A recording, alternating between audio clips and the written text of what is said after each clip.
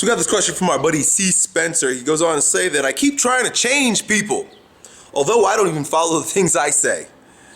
When they don't listen to me or they don't seem to understand what I'm saying, I just keep bothering them. I pester them.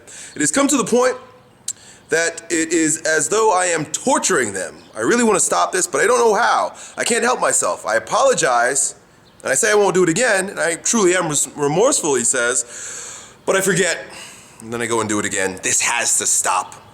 Well, that's cool, man. You know what? The very first thing I want to do is congratulate you for being self-objective. That basically means being able to remove yourself from yourself and look down on yourself as if someone else is looking at you, right? When I don't say look down, I don't mean like looking down like poor you, but like just looking at yourself from the side, like holy shit, like look at what I'm doing. A lot of people are so wrapped up in their own subjectivity that they can't see themselves, and I think that's probably one of the most, if not the most important success tool, is to remove yourself from yourself and look objectively and be realistic about like, I'm an asshole right now, or damn, I'm doing a good job.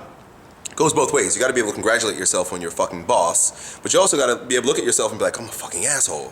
So good for you. Next, you know, I can relate to you a little bit with regard to compulsion, and that's really the issue that I want to wrap this video around right now. Not so much what you're doing, telling people what to do, and I have some ideas about that also, but let's first deal with your compulsive nature, because I feel the same way. I feel very compelled, right? When you say you're compulsive, it means you're compelled to do something. I've got all kinds of compulsions and impulse. You know, if you're impulsive, that means you just do it. You feel the compulse, right? The compulsion. And then if you're impulsive, you spit it out. And that's what you're doing. You're compelled to say certain things, and you are impulsive. You don't shut the fuck up, you just say it. So when I was a kid, I grew up in Long Island, New York. I went to school, and in elementary school, I was considered a distraction, an ADHD. The H is important, hyperactive. Child, and it was unresourceful for the learning environment, I suppose, depends on what you call learning, to have this kid, me, always blurting out in class. Always, I'd get up and I'd walk around and I'd say whatever I wanted to say, raising my hand. Fuck that. I said what needed to be said when it was time to be said, because I knew the answer.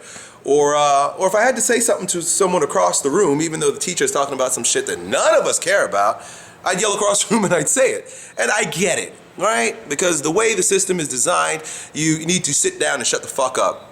And that yelling out and blurting out and being very compulsive just don't work in this system.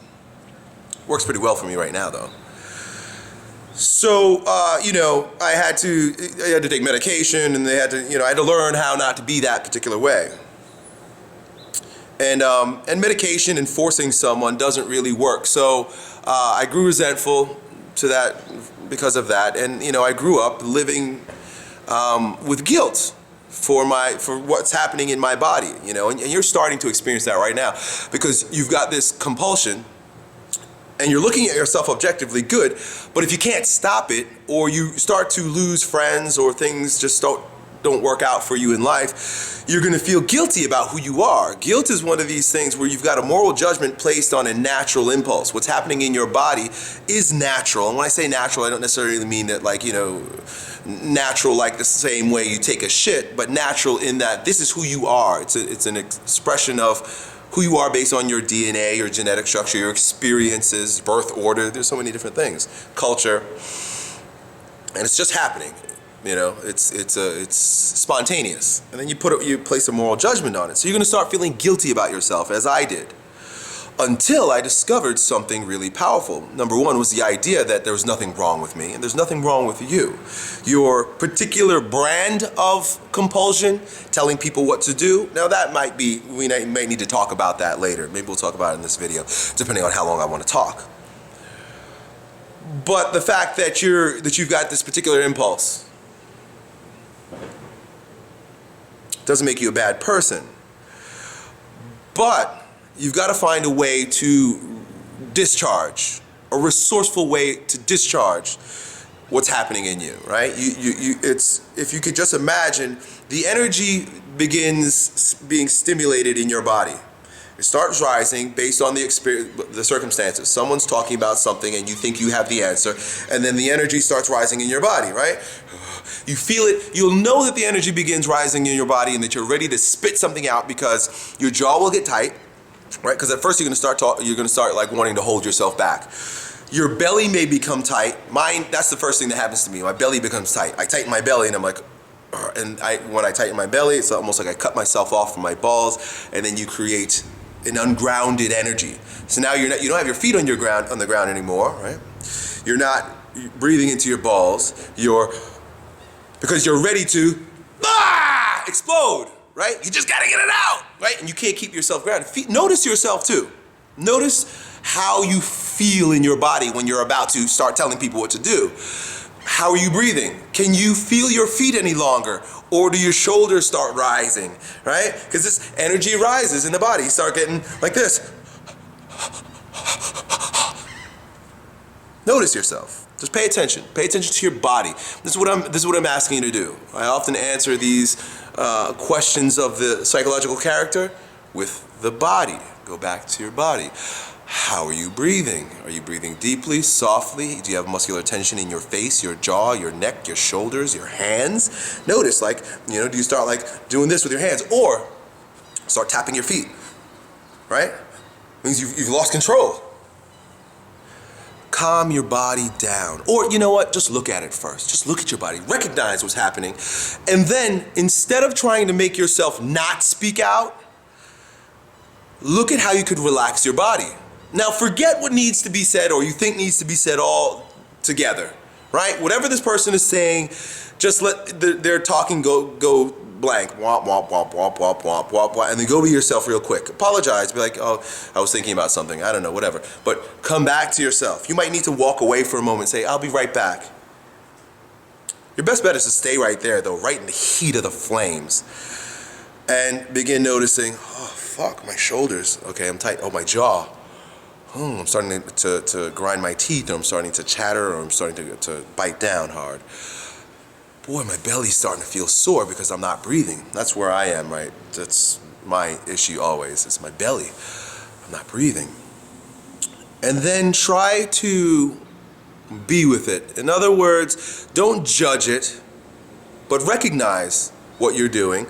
Look at it, and usually awareness of a thing, especially if it's unresourceful, causes it to go away. You don't have to force it to go away. It'll just go away. Let your body melt in that particular way. Okay? Now, sometimes the energy is rising so fast and you're jamming it back down happens so aggressively that you feel like you're going to explode. This happens to me, and this has happened to me before. In that case, you need to remove yourself from the circumstance and go and fucking explode. Okay, so I described my experiences as a child where, the ego is a lot weaker when you're a child, and you just, whatever happens in you, you just do it. At least that's the way it was for me. Maybe that's why they gave me pills. As an adult, I still take classes. I go to classes sometimes. And I remember being in a class late last year, in fact. And there's some demonstrations going on.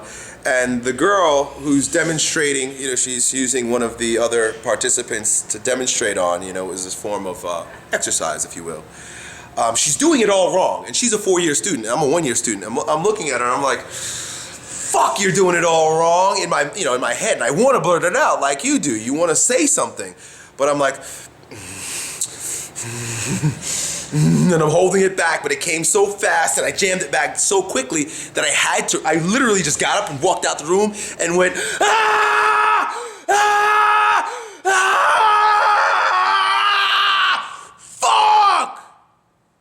I had to let it all out. I just had to go and fucking scream. Everybody thought I was nuts, but I don't give a shit. Everybody thought I was nuts, but I removed myself from the circumstance so that I didn't disturb or hurt anyone. But it rose so quickly, and it has to get out, because if it doesn't get out, if you don't discharge the rising charge in your body, it grows pathological. You end up having like twitches, you end up having like muscular pain, visceral pain. So many of us have heart attacks because of that. Think about that. That energy rising, like I described before, a lot of it gets trapped right in our fucking lungs when you can't breathe. Right? Your heart's gonna explode. That's how people get heart attacks. They're so fucking stressed out because they don't discharge the rising energy in their body through exercise, bioenergetics, that's basically what I'm describing to you, mindfulness, which is what I described earlier with regard to your muscular system. But you have to do this. Every time we suppress an impulse, it grows perverted. And when I say perverted, it doesn't mean that you want to touch little boys' penises. I mean perverted in that it becomes a pathological, or a pathological expression of it will show up later. Right? You know, if you're angry and you don't express your anger, it becomes rage, right? People who have road rage.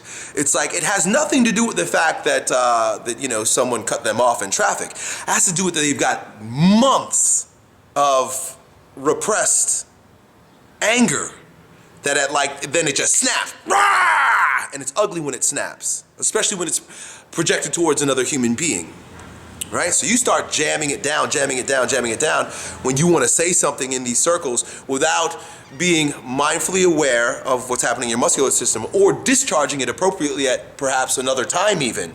Right? You can go home later and the charge seems like it's subsided, but go home and beat the shit out of your bed. Go punch a punching bag and yell.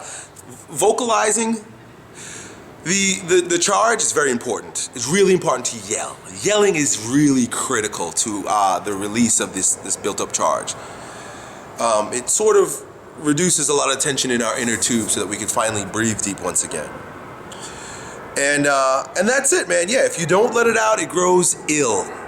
And then you end up having heart attacks, cancer, all types of diseases that people we're coming to this point where we're starting to recognize a lot of it's psychosomatic.